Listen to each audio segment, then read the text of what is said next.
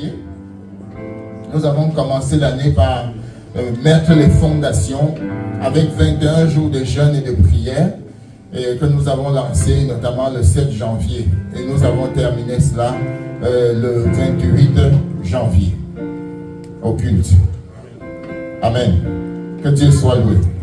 Au mois de février, nous avons fait une conférence sur la vie sentimentale où tous les jeunes étaient invités, les célibataires notamment, mais qui étaient également ouverts à tous.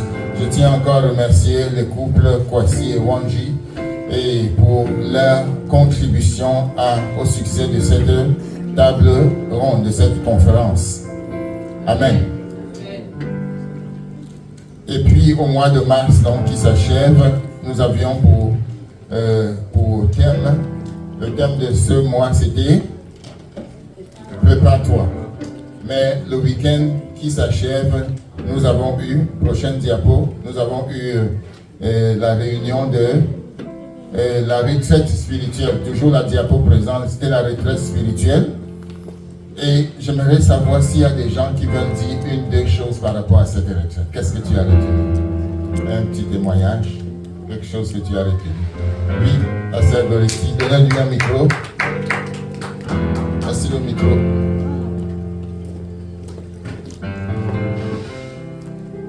Amen.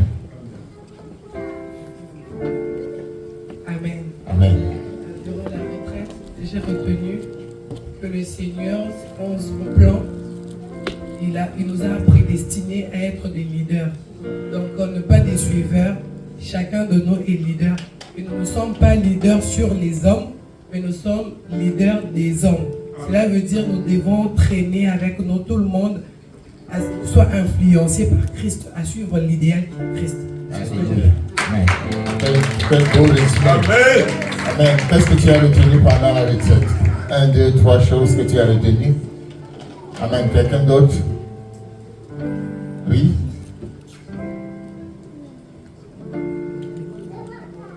Tu veux dire quelque chose? Oui. Il y a le micro ici. Amen. Amen. On a abordé le sujet des leaders et on a aussi expliqué qu'en tant que leader, nous avons lu le passage où Pierre la vision et où le Seigneur lui disait Pierre, tue et mange. Et nous avons compris qu'en tant que leader, nous devons nous mettre à part pour pouvoir entendre la voix du Seigneur. Mais non seulement on se met à part, on doit aussi être capable, quand nous voulons entendre la voix du Seigneur, d'accepter ce qu'il va nous dire. Donc la question n'est pas de venir avec des préjugés en sachant déjà qu'est-ce que Dieu veut, mais en étant disposé à sa réponse, à sa directive pour nous en tant que leader, que ce soit pour nos groupes, que ce soit pour une vision, ou etc. Il faut être ouvert à recevoir ce que Dieu veut nous dire. Amen. Amen. Oui, moi un témoignage. J'ai compris que le leadership, tout le fait d'être leader, d'avoir une nature, c'est une nature que Dieu a implantée en nous depuis la création du premier homme Adam. Ce n'est pas qu'il a donné un titre, mais il est mis leader pour être une influence autour de lui.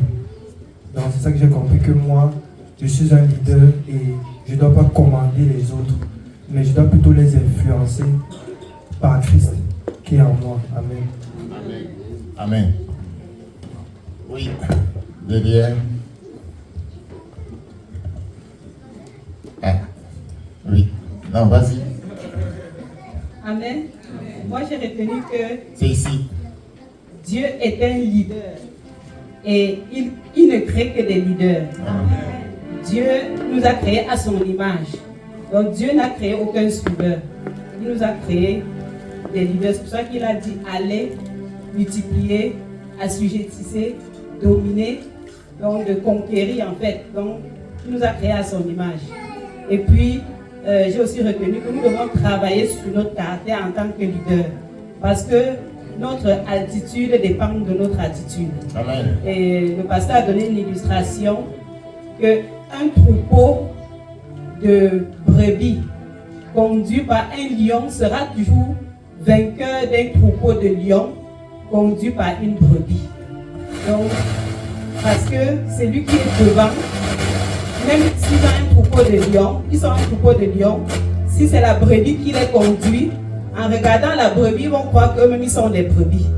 Alors que les brebis qui ont un leader lion, quand ils vont voir le lion, son courage, ils vont croire qu'eux aussi sont des lions. Donc ils seront tout, ils vont se comporter en tant que des lions.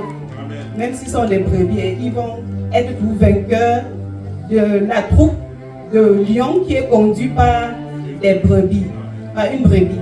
Amen. Cette phrase m'a beaucoup marqué, à travailler sur mon caractère en tant que leader. Amen, amen. Comment est-ce que je m'oppose? Comment est-ce que les gens me voient? Est-ce que les gens me voient comme une brebis ou comme un lion? Ceux qui me suivent. Amen. Amen. Et pour bien dire comme une lionne, peut-être. Amen. Gloire au Seigneur. Oui. Docteur derrière. Amen. Amen. J'ai été bénie par la journée d'hier.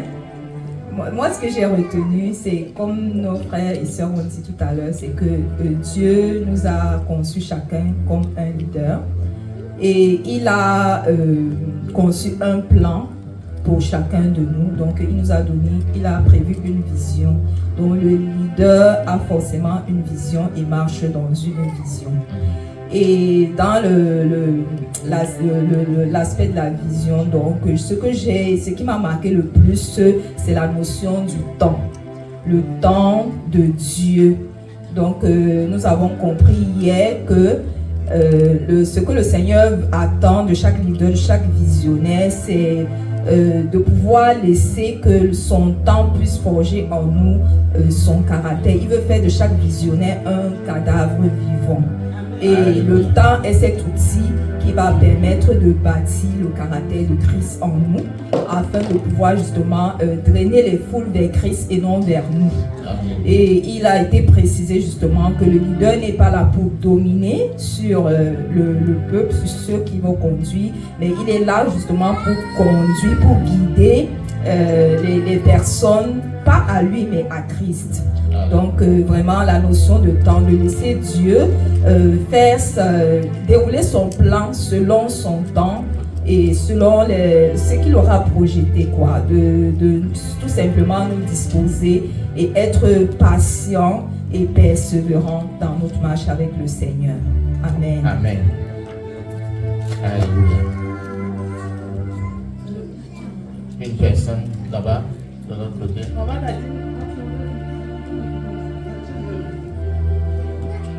Ah, tu voulais intervenir? Oui, mais elle a dit ce que je voulais dire, que Dieu veut faire de chaque visionnaire un cadavre vivant. Ça veut dire qu'il s'attend à ce que nous mourons à notre ancien homme, afin que sa vie se développe véritablement en nous. Donc nous devons dépendre. Et les exemples qu'on a vus, Pierre dépendait vraiment de Dieu, il était capable d'écouter Dieu, il était capable d'obéir à la parole de Dieu. Amen. Et le cadavre ne bouge pas. Quand on monte sur le cadavre, il ne bouge. Donc, si tu es cadavre vivant, si on te piétine, tu ne réagis pas. Amen. On t'insulte, tu ne réagis parce que tu ne vis plus. Ou bien, si tu te fâches et tempêtes, vous connaissez le verbe tempêter, n'est-ce pas? Et si tu sors de tes gonds, ça veut dire que tu es encore bien vivant, tu n'es pas encore cadavre vivant. Amen. Donc Dieu veut vraiment sortir, enlever notre moi, afin que Christ vive pleinement en nous. Oui.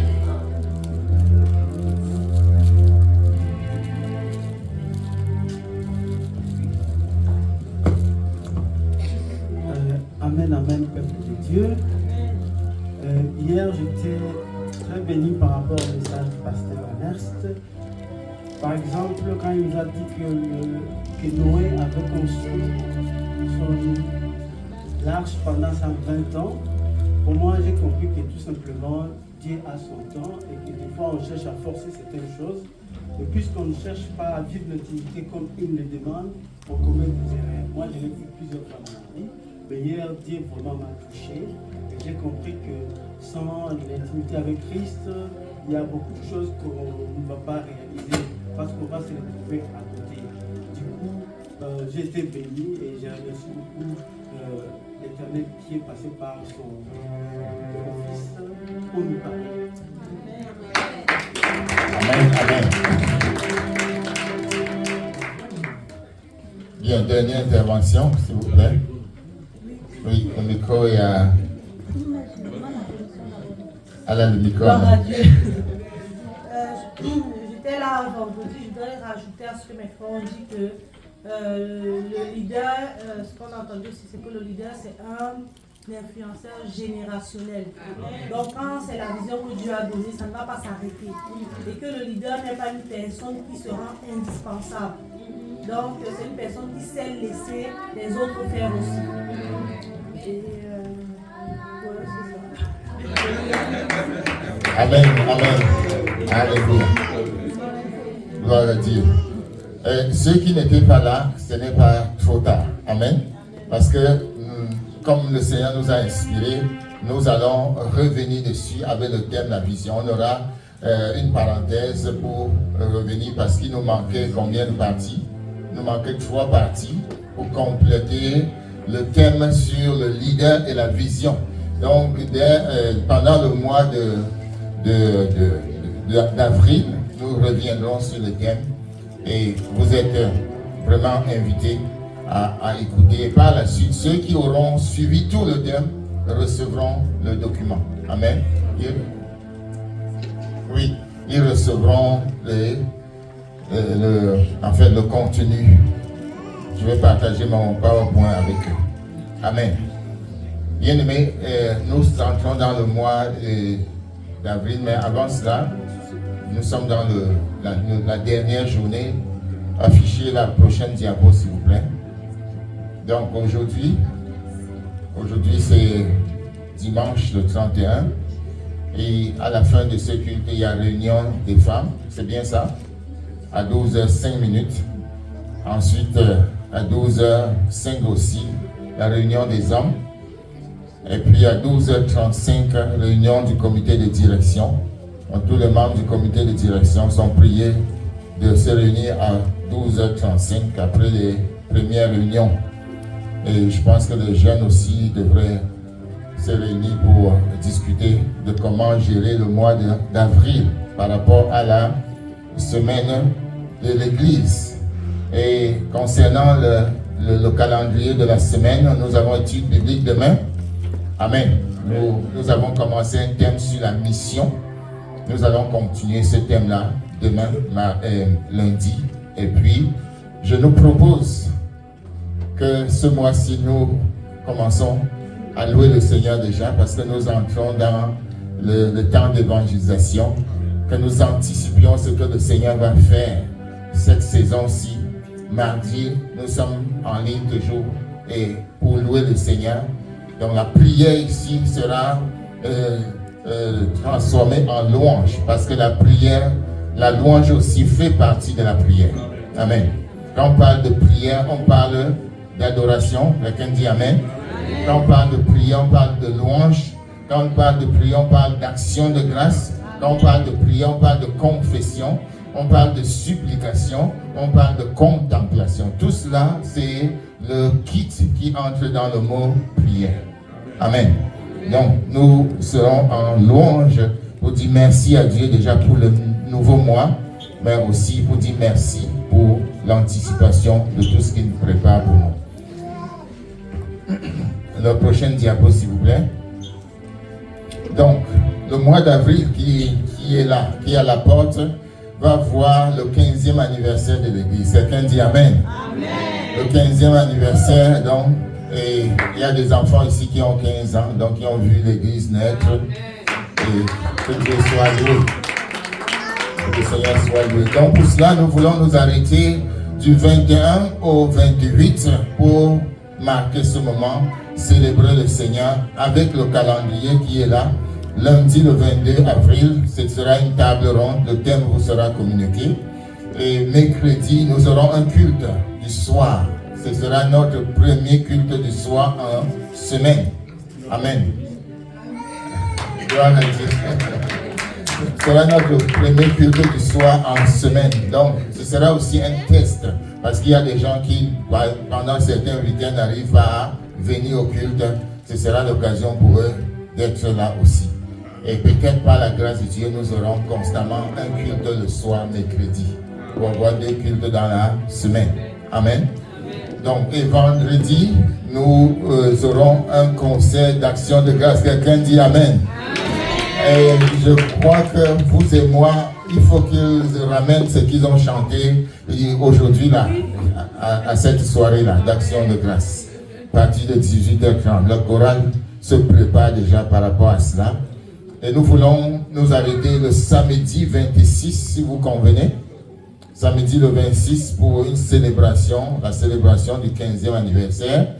Parce que, Amen, parce que l'église n'est pas seulement pour nous, parce qu'il y a des partenaires, parce qu'il y a des hommes et des femmes ailleurs qui soutiennent aussi dans la prière et par des actions l'église.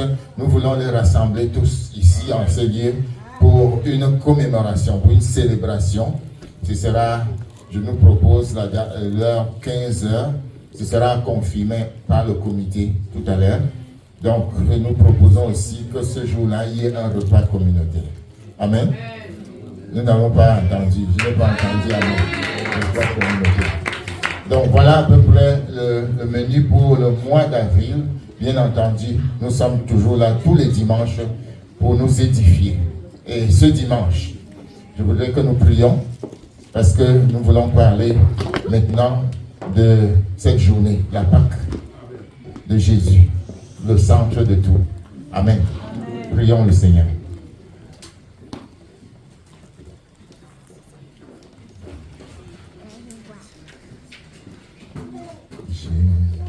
Jésus-Christ est ma sagesse, il éclaire mon chemin. Et je marche en ma faiblesse, conduit par sa sûre main. Il éclaire mon chemin. Il éclaire mon chemin. Et je marche en ma faiblesse, conduit par sa sûre main. Jésus-Christ est ma justice, son sang a coulé pour moi. Je reçois de lui la vie qui m'affranchit du péché. Jésus a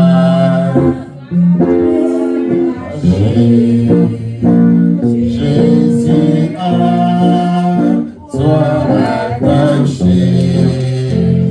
Je reçois de lui la vie qui m'affranchit du péché. Seigneur, merci pour ta grâce. Tu es notre justice. Tu nous as justifiés en allant sur la croix. Et tu n'es pas resté sur la croix. Tu as vaincu la mort. Tu es allé dans le tombeau. Mais tu es ressuscité le troisième jour, nous donnant la vie et la vie en abondance.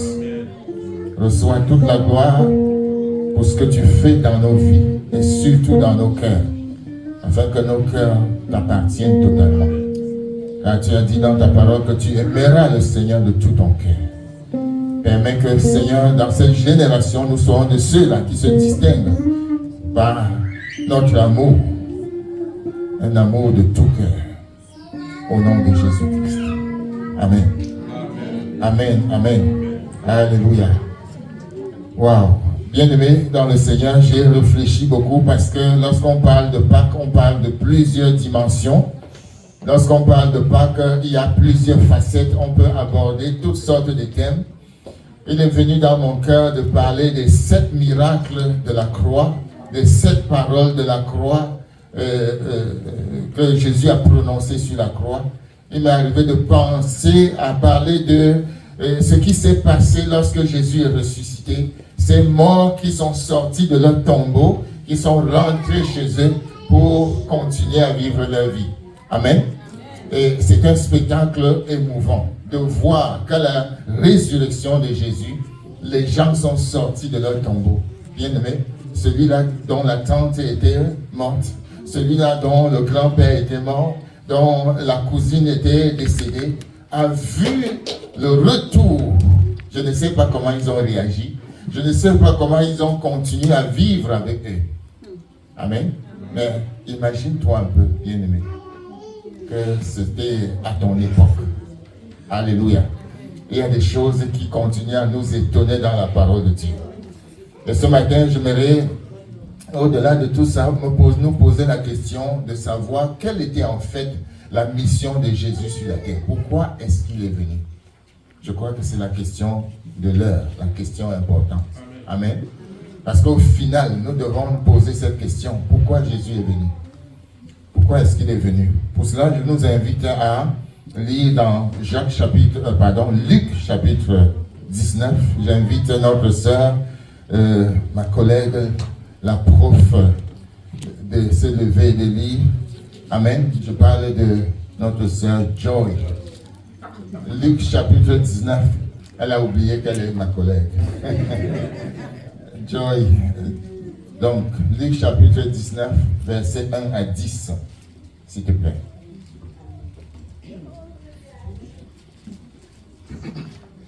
Amen. Amen. Nous lisons la parole de l'Éternel dans le livre de Luc, au chapitre 19, les 10 premiers versets. Je lis au nom puissant de Jésus-Christ. Amen. Amen. Jésus, étant entré dans Jéricho, traversait la ville. Et voici un homme riche, appelé Zachée, chef des publicains, cherchait à voir qui était Jésus. Mais il ne pouvait pas y parvenir à cause de la foule, car il était de petite taille. Car il courut en avant et monta sur un sycomore pour le voir, parce qu'il devait passer par là. Lorsque Jésus fut arrivé à cet endroit, il leva les yeux et lui dit, « Zachée, hâte-toi de descendre, car il faut que je demeure aujourd'hui dans ta maison. » 6.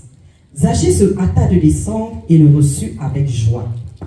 Voyant cela, tous murmuraient et disaient, « Il est allé loger chez un homme pécheur. » Mais Zachée, se tenant devant le Seigneur, lui dit, « Voici, Seigneur, je donne aux pauvres la moitié de mes biens, et si j'ai fait tort de quelque chose à quelqu'un, je lui rends le quadruple. » 9.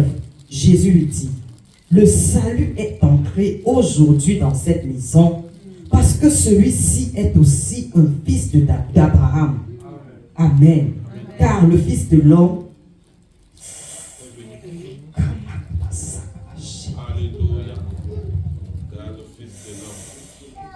le Fils de l'homme est venu chercher et sauver ce qui était perdu. Amen. Alléluia.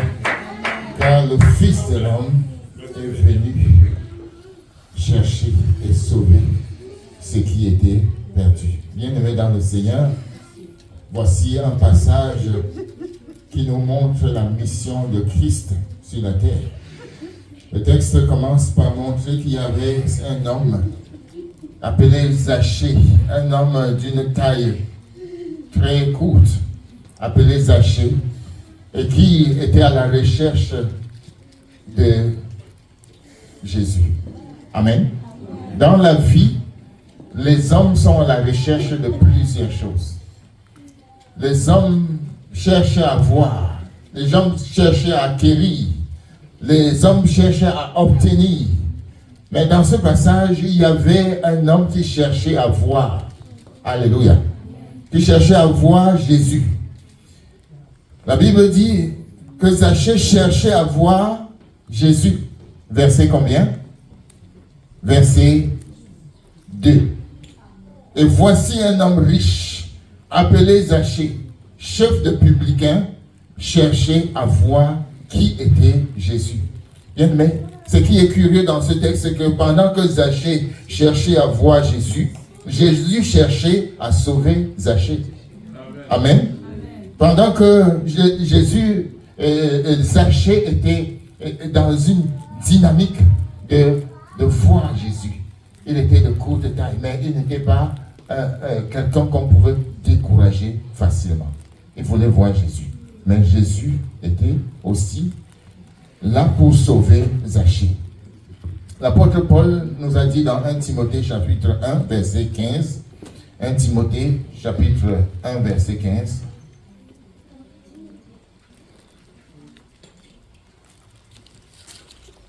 « 1 Timothée 1, verset 15. La Bible dit, c'est une parole, dans certaines versions, dit, car c'est une parole certaine et entièrement digne d'être reçue, que Jésus-Christ est venu dans le monde pour sauver les pécheurs, dont je suis le premier. » Est-ce qu'on peut reprendre ce verset ensemble? C'est une parole certaine et entièrement digne d'être reçue, que Jésus-Christ est venu dans le monde pour sauver les pécheurs, dont je suis le premier. Amen. Bien-aimé, notre thème, c'est la mission de Jésus. Il est venu, et l'apôtre Paul le confirme, il est venu pour sauver. Amen. Le passage que nous lisons dans Luc chapitre 19, le verset 10 nous dit ceci. Luc 19, verset 10. Retournons dans Luc, s'il vous plaît. Oui, tu peux lire. Car le Fils de l'homme est venu chercher et sauver ceux qui étaient perdus. Car le Fils de l'homme est venu chercher et sauver ceux qui étaient perdus. Nous allons concentrer notre attention sur ce verset bien-aimé. Le Fils de l'homme. Amen. Il y a plusieurs appellations de Jésus-Christ. Ici, on l'appelle Fils de l'homme. Mais n'oublions pas qu'il est d'abord Fils de Dieu. Et en tant que Fils de Dieu, il avait en lui toutes choses, toutes les ressources nécessaires pour sauver l'homme. Toutes les ressources nécessaires de Dieu le Père pour venir à notre secours. Il avait tout. L'apôtre Paul dit qu'en lui réside tout pleinement. En lui, nous avons tout pleinement. Mais en tant que fils de l'homme, il faisait partie de nous, de l'humanité. Amen. En tant que fils de Dieu, il a tout ce qu'il faut, toutes les ressources nécessaires. Donc, tu peux vraiment, avec assurance, courir vers lui. Amen. Et en tant que fils de l'homme, il épouse notre humanité. Il comprend nos difficultés. Il connaît nos faiblesses. Il connaît ce que tu vis, bien-aimé. Il n'est pas étranger à ta souffrance. Amen. Il n'est pas étranger à tes difficultés, au questionnement de la vie. Parce qu'il a pris la forme humaine afin de sentir la douleur de l'homme. Amen. Bien-aimé, la divinité et l'humanité résident donc en lui. Tous cela sont présents, les deux, en Jésus-Christ. Il est appelé Fils de l'homme, mais aussi Fils de Dieu. Il n'est pas le Fils des anges. Amen. Il n'est pas le Fils des anges, mais il est le Fils de l'homme, notre Rédempteur, notre Sauveur. Il nous cherche. Celui qui cherche, c'est le Fils de l'homme. Celui qui cherche, il s'appelle le Fils de Dieu. Il nous cherche parce qu'il veut nous sauver. Il nous cherche parce que c'est sa mission. Et il partage notre nature. Nous partageons sa nature. Et lorsque nous regardons encore le verset 19, nous nous posons la question, il cherche qui en fait? Qu'est-ce que Jésus cherche? Amen. Il cherche quoi? Ce qui était perdu. C'est écrit, verset 10 toujours. Venu chercher ce qui était perdu. Il est venu chercher ce qui était perdu. Non seulement ce que l'homme avait perdu, mais l'homme lui-même en tant que perdu. Amen. L'homme a perdu beaucoup de choses, c'est vrai. Mais lui-même, il est perdu. Et Jésus est venu le chercher. Bien aimé, l'esprit de l'homme est perdu pour le ciel et pour Dieu, tant qu'il est esclave du péché, tant qu'il est esclave de la puissance des ténèbres, tant qu'il est encore irrégénéré, son esprit est encore éloigné de Dieu, autrement dit, il est perdu.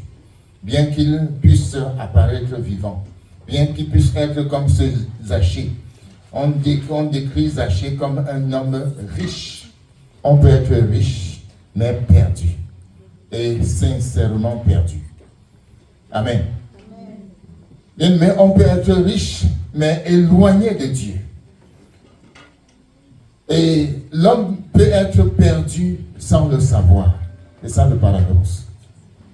L'homme peut être perdu sans le savoir. Et Zachée menait une belle vie. Zachée se nourrissait bien jusqu'à ce que Jésus arrive dans sa vie. Mais il était perdu. Il était perdu comme les 10 drachmes. Il était perdu comme l'homme, les brebis qui étaient perdus. Il était perdu comme ceux-là qui volontairement se sont laissés aller à toutes sortes de dérives et qui se sont perdus dans le monde, dans les passions de la chair. Il était perdu comme ceux-là qui se sont laissés entraîner par les moqueurs, par les méchants, par ceux-là que la Bible appelle les insensés. L'insensé dit en son cœur, il n'y a point de Dieu. Mais la Bible dit qu'ils sont perdus. Ils sont perdus. Jésus est venu chercher ceux-là. Je ne suis pas venu pour juger le monde, a-t-il dit. Je suis venu pour sauver le monde.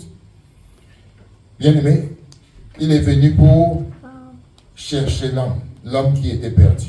Mais pourquoi est-ce qu'il cherche l'homme? Amen. Il cherche l'homme pour le sauver. Allons lire Luc chapitre 5, verset 32. Luc 5, verset 32. Quelqu'un peut nous lire Luc 5, verset 32.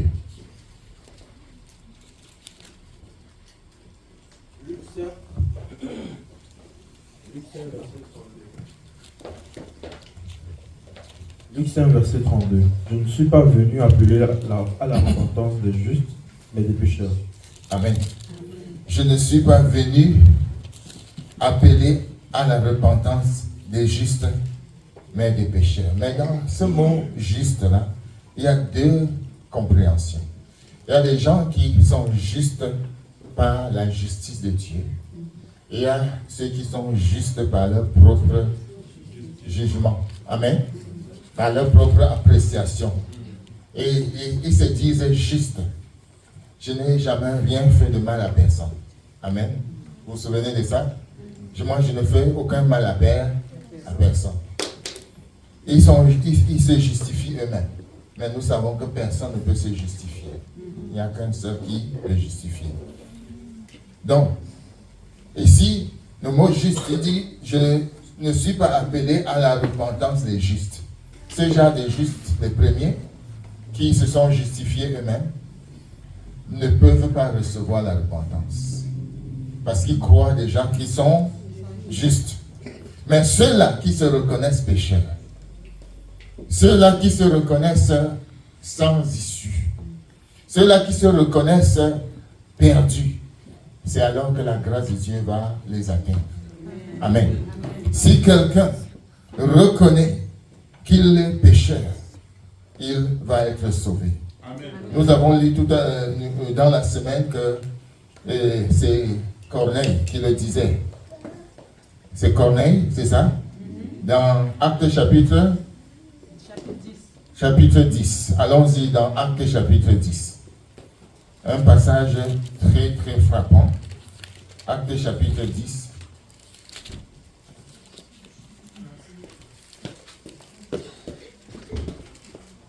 Actes chapitre 10. Oui, à partir du verset Actes chapitre 10 à partir du verset 1. Oui. Il y avait à Césarée un homme nommé Corneille, centenier dont la parole dite italienne. Cet homme était pieux et craignait Dieu avec toute sa maison. Il faisait beaucoup d'aumônes au peuple et priait Dieu continuellement. Vers la 9e heure du jour, il vit clairement dans une vision un ange de Dieu qui entra chez lui et qui lui dit « Corneille ». Les regards fixés sur lui et saisis d'effroi, il répondit « Qu'est-ce, Seigneur ?» Et l'ange lui dit « Tes prières et tes aumônes sont montées devant Dieu. » Et il s'en est souvenu. Merci. Va au verset 34. Verset 34. Maintenant, Pierre dit par rapport à ça. Verset 34. Alors Pierre, ouvrant la bouche, dit « En vérité, je reconnais que Dieu ne fait point exception de personne. » Amen. Continue, verset 35. Mais qu'en toute nation, celui qui le craint et qui pratique la justice lui est agréable. Amen. Je reconnais que Dieu ne fait point exception de personne. Mais qu'en toute nation, celui qui le craint et qui pratique la justice lui est agréable. Donc, Pierre répond parce que Corneille était un non-juif. Et il posait des questions, il s'interrogeait si le salut là était pour tout le monde. Amen. Et pendant qu'il priait, un ange est apparu pour lui dire que en fait Dieu l'a exaucé et qu'il devait envoyer des serviteurs, qu'il devait envoyer appeler Pierre. Pendant que tout cela se passait, Dieu s'est révélé à Pierre d'une manière particulière. Un jour, Pierre avait faim. Et pendant qu'il attendait qu'on prépare, il est tombé en extase. C'est-à-dire, il était comme ravi. Il est tombé en extase et il a vu une image d'une nappe qui montait et qui descendait. Et sur cette nappe, il y avait toutes sortes d'animaux. Amen. Merci. Des quadrupèdes, des reptiles et les oiseaux du ciel étaient sur cette nappe. Alors le Seigneur lui a dit, tue et mange. Et Pierre a dit non. Comment puis-je manger quelque chose d'impur, de souillé? Et Dieu lui a dit non. Ce que j'ai déclaré pur, tu ne saurais le déclarer impur. C'était ainsi la réponse de Corneille. Amen. Parce que le Corneille, lui, était un non-juif. Et il se posait la question si le salut était aussi pour lui. Et Pierre, donc, reçoit la révélation. Or, Pierre était un juif. Et pour lui, le salut appartenait aux juifs. Et lui, il savait qu'il ne peut pas manger quelque chose d'impur. Autrement dit, il ne peut pas se mélanger avec les non-croyants, les non-juifs. Amen. Dieu lui a dit, non, le salut là est pour tout le monde. C'était une image. Pour dire que quand Jésus-Christ est venu, il est venu pour chercher ce qui était perdu. Quelle qu'en soit la race de la personne, quelle qu'en soit la classe sociale, quel qu'en soit ton niveau intellectuel, le Seigneur est venu pour te chercher. Amen. Et c'est pourquoi alors Paul affirme que moi qui suis juif, je croyais que le salut était seulement pour nous. Et il dit, en vérité, je reconnais que Dieu ne fait exception de personne. Il ne met pas des gens à côté. Amen. Le salut de Dieu est inclusif. Ce n'est pas pour une catégorie, pour une race particulière, mais pour tous. Pour quiconque croit. Amen. Le salut, lui, vient et il peut être délivré de la puissance des ténèbres. Bien aimé, Jésus n'est pas venu pour juger le monde, comme le dit Jean 3, verset 17. Jésus n'est pas venu juger le monde, mais pour que le monde soit sauvé par lui. Amen. Cette recherche pour sauver commença au jardin d'Éden. Au jardin d'Éden. Vous vous souvenez de cette question que Dieu posa à Adam en lui disant, Adam, où es-tu? Répète avec moi, Adam, où es-tu? Bien-aimé, c'était la question. Parce que Dieu commençait déjà à chercher l'homme. depuis le jardin d'Éden. Adam, où es-tu? Ce matin, je veux te dire que Dieu te cherche. Amen. Dieu te cherche. Paul, où es-tu? Jackie, où es-tu? Goretti, où es-tu? Gilles, où es-tu? Gilles, où es-tu? Amen. Dieu cherche l'homme, soit pour le sauver dans le cas d'espèce, soit pour l'utiliser à son service, mais aussi pour le bénir. Dieu te cherche aussi pour te bénir. Amen. Bien-aimé, le divin fabricant est venu pour réajuster, pour venir restaurer l'homme avec lui-même.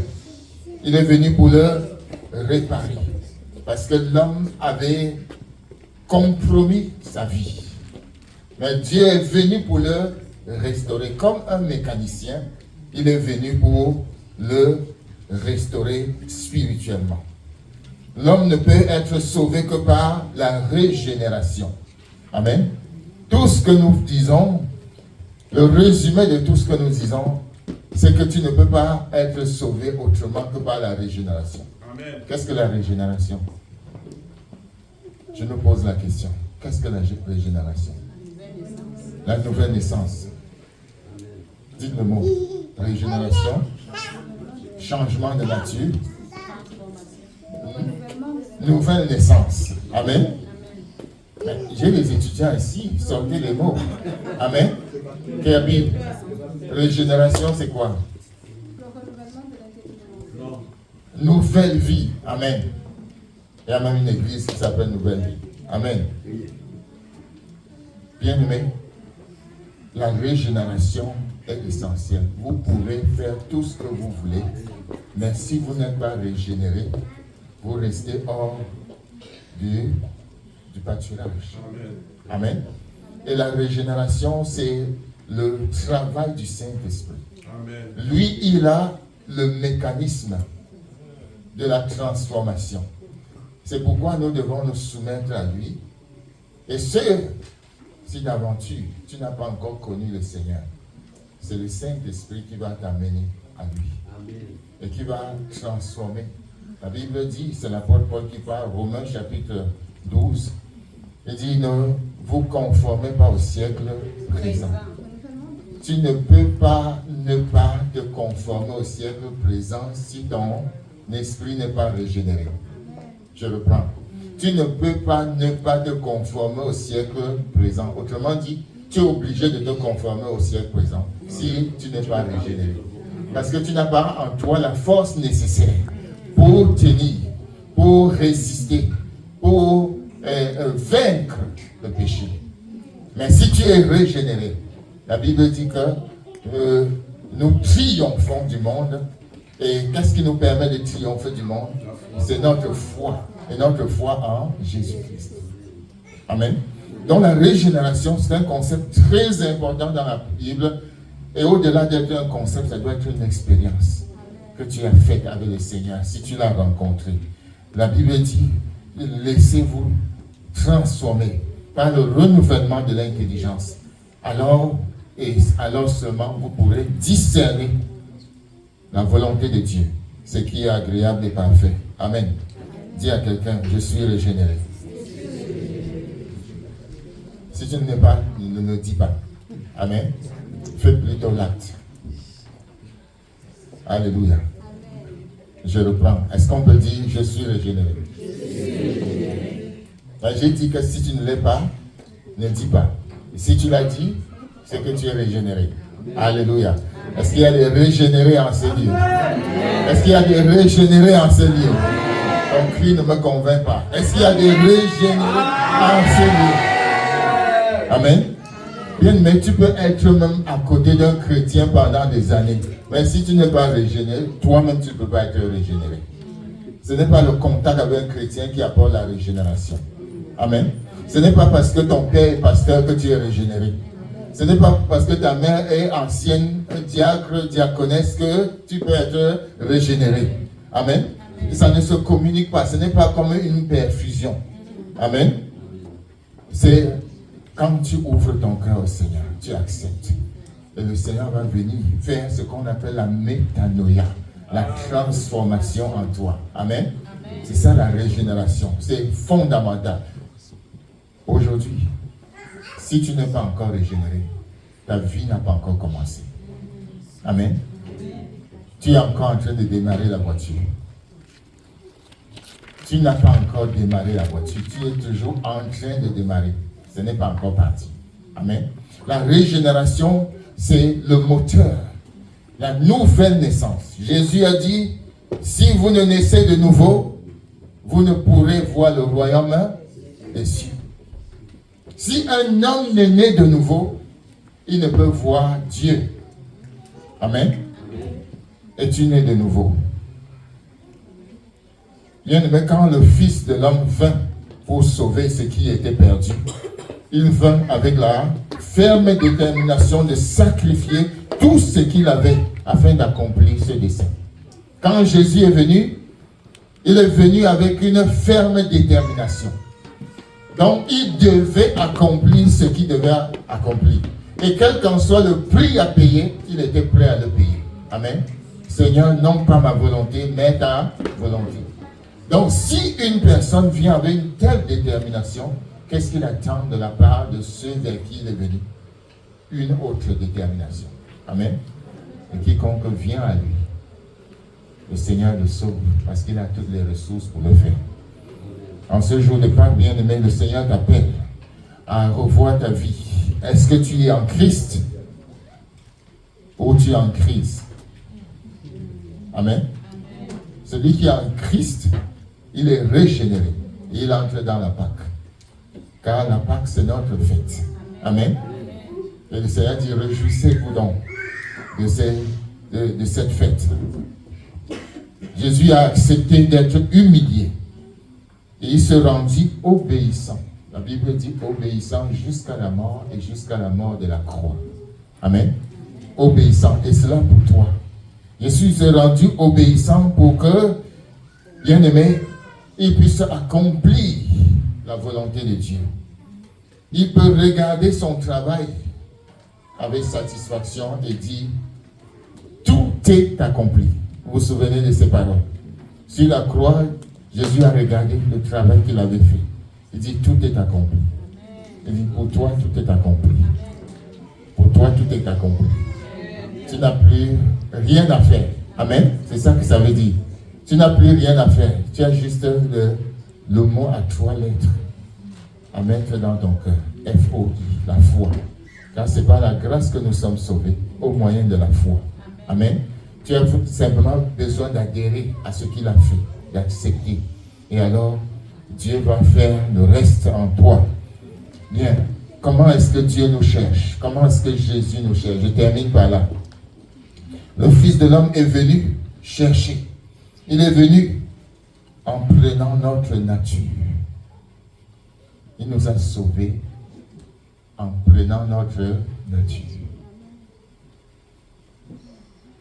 Ce n'est pas facile de prendre la nature des gens comme nous. Amen. Tu sais ce que tu étais, n'est-ce pas? Tu sais ce que tu étais? Peut-être il y a des saints ici. Mais si tu sais ce que tu étais, et tu sais que Jésus est venu entrer dans cette boue-là, comme on dit en anglais, in that mess. Amen. Tu vas comprendre le prix qu'il a payé. Je vois quelqu'un regarder le rétroviseur. Je vois quelqu'un regarder le rétroviseur. Mais il y a la bonne nouvelle ce matin. Il a pris sur lui tout ça. Amen. Il a pris sur lui tout ça. Tout ce que tu as fait là. Tu étais seul, mais il voyait. Mais il dit, j'ai pris sur moi tout cela. Je ne t'accuse plus. Il y a un autre qui s'accuse. Moi, je m'appelle avocat.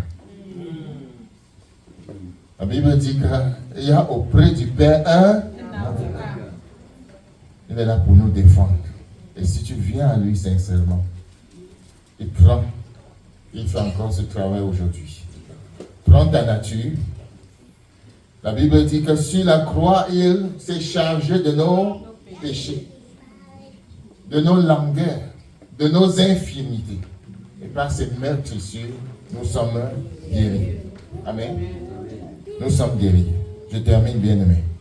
Il n'est pas venu pour qu'on reconnaisse son ministère. Amen. Vous savez ce qui se passe aujourd'hui, n'est-ce pas? RB Ministry. Félicité Ministries. Amen. Ministries. Il n'est pas venu pour qu'on reconnaisse son ministère. Il n'est pas venu pour qu'on reconnaisse que son église était la plus grande église. Ou bien la plus petite église. Amen. Il est venu pour sauver. Il est venu pour donner sa vie comme rançon pour plusieurs. Amen. Amen. Bien-aimé, il est venu chercher et sauver. Chercher à sauver. Il continue à chercher à sauver. Ce travail continue aujourd'hui. Il continue toujours sa mission. Sa mission n'est pas terminée. Il cherche encore. Et il cherche ce matin quelqu'un qui dise, Seigneur, je te dis oui. Il cherche quelqu'un qui dise, je m'abandonne à toi. Je ne veux plus lutter moi-même. Je ne veux plus porter mes fardeaux moi-même. Parce que Jésus les a portés. Est-ce que tu as un fardeau ce matin? Jésus t'appelle. Jésus t'invite à venir. Venez à moi, vous tous qui êtes fatigués et chargés, et je vous donnerai du repos. Alléluia. La voix du Seigneur t'appelle ce matin. Veux-tu venir à lui? Nous allons prier. La voix du